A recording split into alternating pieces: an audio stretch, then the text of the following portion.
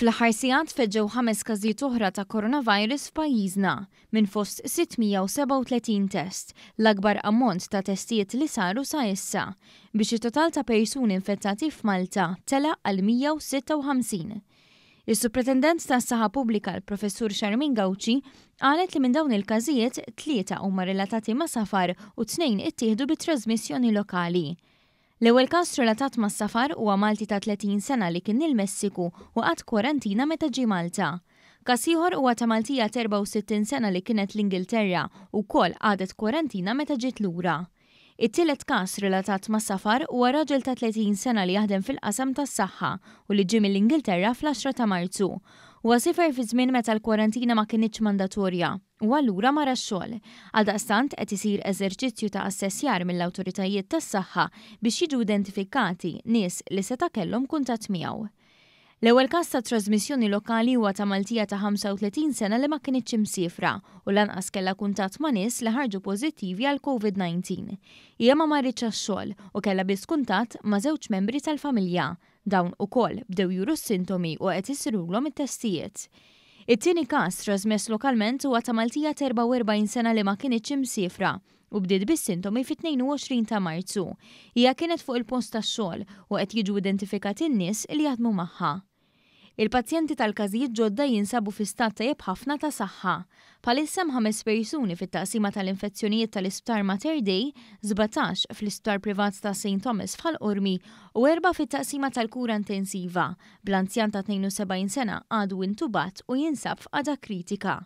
L-oħrajn qed jinżammu iżolati fid-djarhom.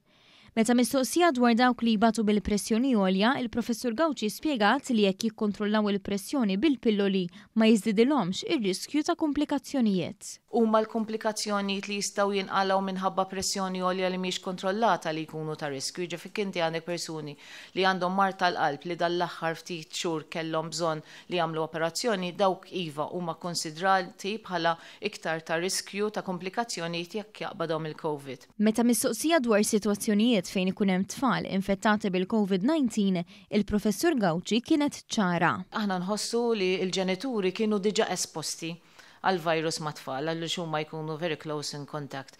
Allura aħna qegħdin inżommuhom ukoll, nagħtuhom iċ-ċans li joqogħdu ma' tfal għaliex hemmhekk inti nafu li dan huwa perjodu li persuna jkollu bżonn jidħol l-isptar, jekk ħajkollu bżonn jidħol l-isptar ħajdu.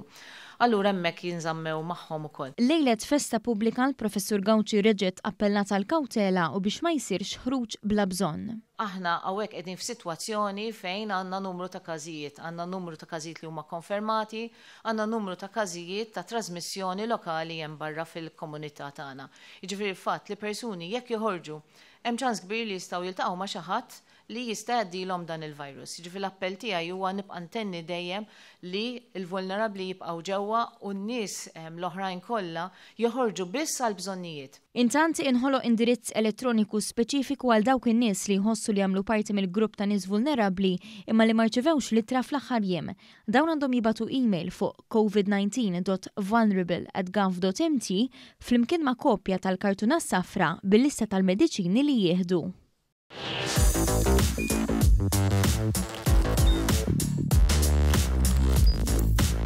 Idħol fuq one.com.mt u hemmhekk tista' tara l-programmi kollha li jxandru fuq One permezz ta' One Play.